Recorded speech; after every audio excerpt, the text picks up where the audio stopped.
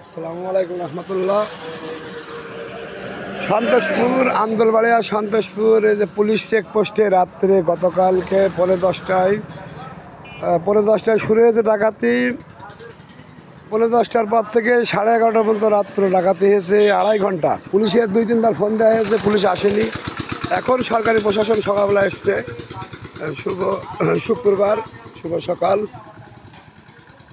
সবাই দেখছেন, আমি নেট নেই বলে লাইভে করতে পারিনি। আপনারা সবাই ভিডিও বেশি বেশি দেখবেন।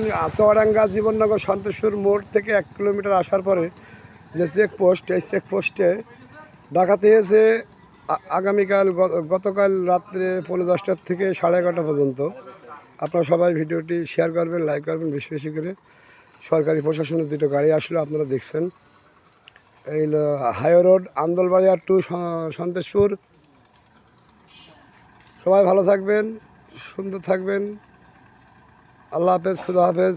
ভিডিওটি সবাই বেশি বেশি শেয়ার করবেন, লাইক করবেন, সবাইকে দেখার সুযোগ করে দেবেন। গতকাল রাত পৌনে 10টার থেকে 11টা পর্যন্ত সন্ত্রাসী হামলা হয়েছে প্রত্যেকটা গাড়ির উপরে। আল্লাহ হাফেজ, খুদা হাফেজ, বাংলাদেশ জিন্দাবাদ।